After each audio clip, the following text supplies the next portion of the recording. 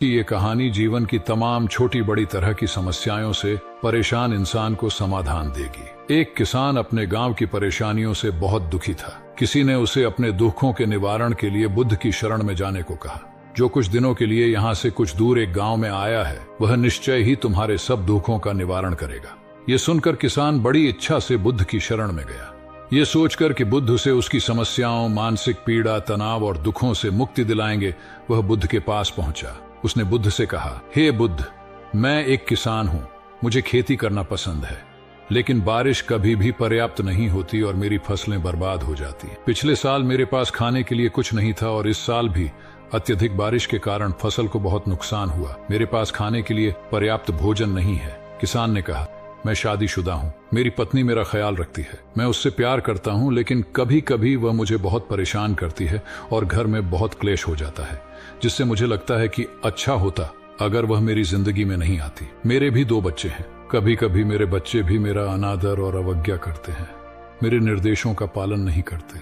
किसान लगातार बुद्ध को अपने दुखमय जीवन के बारे में ऐसी तमाम बातें बता रहा है। बुद्ध उस दुखी किसान की समस्या को ध्यान से सुनते रहे। अपनी जिंदगी की सारी परेशानियां बताने के बाद जब उन्हें राहत महसूस हुई तो वह चुप हो गए। अब उसके पास बताने के लिए कोई और समस्या नहीं बची थी। अब वह चुपचाप बैठकर बुद्ध की ओर देख रहा था और अपनी समस्या का समाधान पाने के लिए बुद्ध के उत्तर की प्रतीक्षा कर रहा था। लेकिन बुद्ध चुप थे। किसान ने फिर कहा, हे बुद्ध, मैं आपकी शरण में आया हूं, कृपया मेरे जीवन की इन समस्याओं का समाधान करें। आगे बढ़ने से पहले वीडियो को एक लाइक करके चैनल को सब्सक्राइब कर लेना, ये हमें आपके लिए ऐसे ही कंटेंट लाने के लिए मोटिवेट करता है। बुद्ध ने कहा, मैं तुम्हारी कोई मदद नहीं कर सकता। किसान आश्चर्यचकित होकर बोला, अरे, ये आप क्या कह रहे हैं? सब कहते हैं कि आप सबके दुख दूर कर देते हैं, तो क्या तुम मेरी समस्याएं हल नहीं करोगे?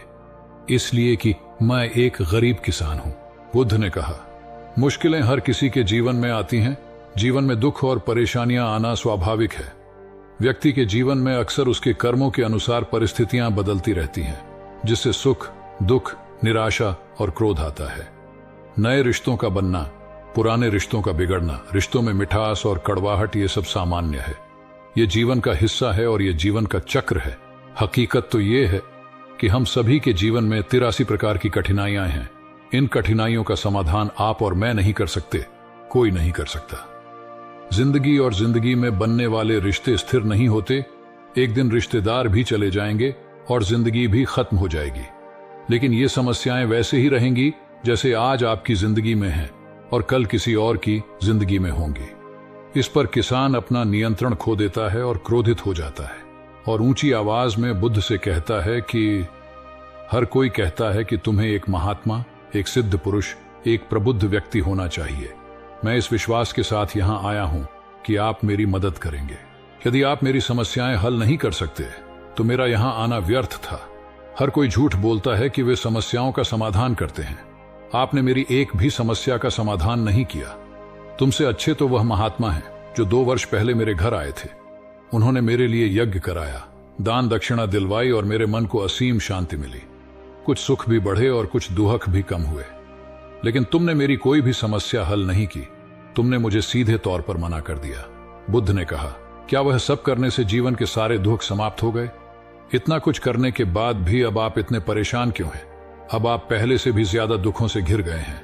तात्पर्य यह है कि जीवन में दुख कभी समाप्त नहीं होते। किसान बोला, तो क्या मैं मान लूं कि तुम मेरी मदद नहीं कर सकते?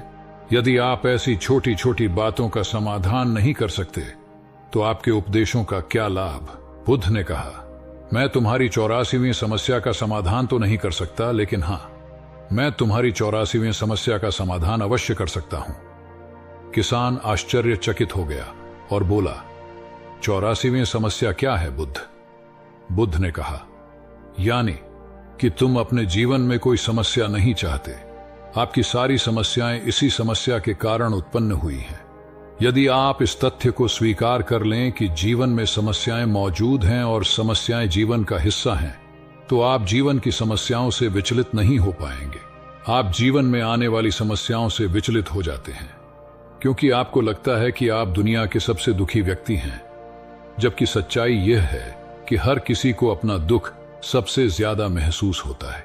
लेकिन जिस दिन आप यह समझने लगेंगे कि मेरा कष्ट अन्य लोगों की तुलना में बहुत कम है, उस दिन से कोई भी दुख आप पर प्रभाव नहीं डाल पाएगा। जब तक आप नहीं चाहेंगे कि आपके जीवन में कोई परेशानी ना आए और आप हर दुख दर्द से बचे रहें, तो यह संभव नहीं है। ऐसे में छोटा सा दर्द भी आपको बेचैन कर देगा और आपकी मानसिक शांति भंग कर देगा। अगर आपके जीवन से परेशानियां पूरी तरह से दूर हो जाएं, अगर आपको हर दिन हर पल बिना दुख और कठिनाइयों के जीवन जीने को मिलेगा, तो आप ज्यादा दिन तक ऐसा नहीं जी पाएंगे। एक समय आएगा जब आप हर दिन एक ही तरह की जिंदगी जीने से पूरी तरह से तंग आ जाएंगे और ऊब जाएंगे, क्योंकि जीवन में किसी भी चीज की अधिकता जीवन के लिए भयानक समस्याएं पैदा करती है। आरामदायक जीवन जीने से आप मन और शरीर दोनों से विकलांग हो जाएंगे। तो ऐसे जीवन का क्या फायदा जो बाद में आपको नर्क जैसा जीवन जीने पर मजबूर कर दे। जिस तरह खाना खाने का असली आनंद तभी मिलता है जब बहुत भूख लगी हो, और पानी पीने का असली मजा तभी आता है जब बहुत प्यास लगती है, उसी तरह जीवन के तमाम दुखों और परेशानियों को झेलने के बाद ही खुशी का आनंद मिलता है। इसीलिए जीवन में सुख और दुख अलग अलग रूप में आते रहते हैं। हम चाहकर भी जीवन से सुख दुख को खत्म नहीं कर सकते, लेकिन उनसे इतना ऊपर जरूर उठ सकते हैं कि कोई भी बड़ी समस्या मन को विचलित न कर सके। इसके लिए अपने मन को शक्तिशाली बनाएं, धैर्य रखें, प्रतिदिन आध्यात्म का ध्यान करें, ज्ञान बढ़ाओ। ये आपके जीवन की सभी समस्याओं का समाधान है।